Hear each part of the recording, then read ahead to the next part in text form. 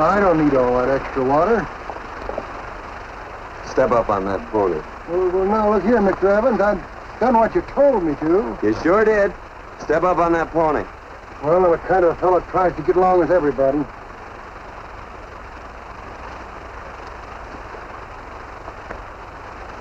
Side me. Well, wait a minute. Maybe we better take out a couple more of them planks, Chuck. I got 10 times as much water as I need. That'll do for now. Well, if you ever need any more, Mr. Evans, all you got to do is say so. I figured that.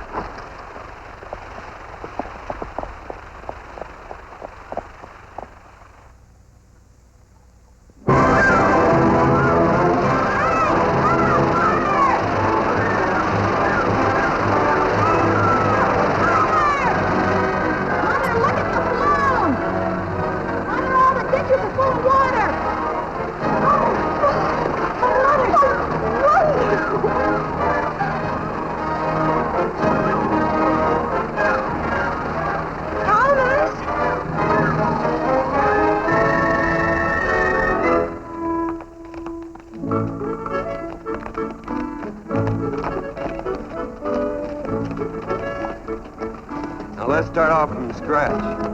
You got more water than you need. You're absolutely right, Quirt. Mr. Evans. Hey, do you mind if I call you Quirt? Not a bit. So it's no skin off your moccasins if you let a little water over that ditch. I absolutely know, Mr. Evans. Quirt? You're gonna be neighborly or not? Well, I sure am, Quirt. Well, that's the way to talk.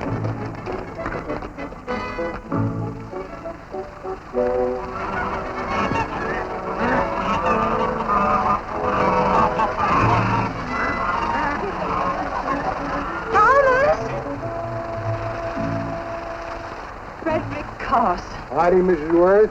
We always knew you'd change your mind. Yes, ma'am. I did. Thank you, Frederick. All of us here in the valley are grateful to you. Worth, it's like I was saying. I ain't got any use for all that extra water. Why shouldn't I let my neighbors use it? I believe that neighbors should be friendly. What you got there on your neck, a boil?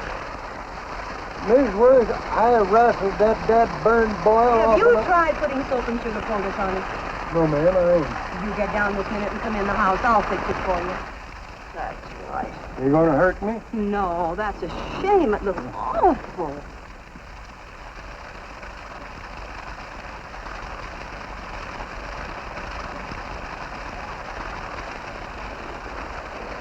Well, looks like your prayer straightened everything out. So you think your gun changed Frederick Carson, huh? Who says I pointed a gun? I do. Well, I didn't. And he gave in more easily than I expected. They remember this, Quirt. The Lord moves in mysterious manners. We are not to steal or covet that which God has entrusted to others. The whole scope of the second table of the Ten Commandments is to guard the institution of the family and the institution of property. E.C. Wines. We live in an age deeply torn into two camps. Each seeks mastery over America and the world. To understand the true nature of this war, we have to peel away worldly, political facades to understand its true meaning. It is a battle ongoing since the beginning of history. It is a battle for the truth of God's Word versus the lies of the world. Well, we're living in a time right now where taxes have become a burden to families and individuals. Their tax report, where they're taking about 40%, the government, of our taxes through local and state and federal taxes, 40%. Some of the capital gains, the investments that we have, are double and triple taxed. And very simply, if you have money that you've earned and you decide to invest it into a corporation or a company, you've been taxed on that money you've already earned, and then when you get to invest it, when you draw it out, if you make a profit, you're taxed again on that money, 28% or whatever, so it's double taxed. And then the corporation, of course, is taxed on the profits that you are given, almost triple taxed. Taxes are taking away a lot of our God-given abilities to produce a family and raise a family, and it's making the strain very difficult on us as humans. It's kind of stealing. The government is stealing these things from us where we can invest or do whatever we want to do with it to better our family, to better our neighborhood, or what have you. And in a sense, it's not right. When will it stop? I mean, there has to be a time where you have to stop. Where does the money go that the government collects?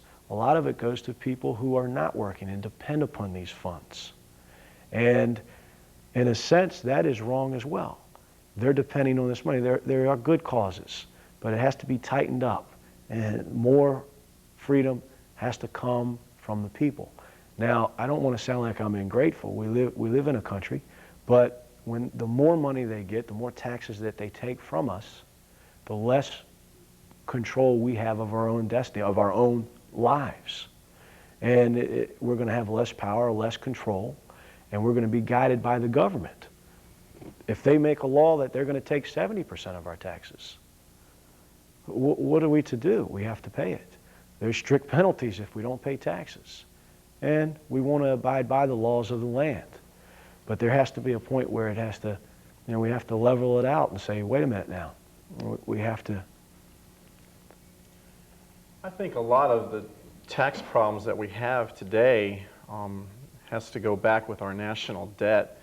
I will say this, that a lot of the money doesn't seem to be spent in the proper place. I don't think, for instance, that is the biggest burden as far as, well, I think in some cases that people do need to be helped out, but I think it should be on a very limited basis until they can quickly get a job, any kind of a job, and get a plan. Absolutely. If they're able to do, right. Absolutely. I think for a quick fix, then I'm for that, but only on a very limited basis.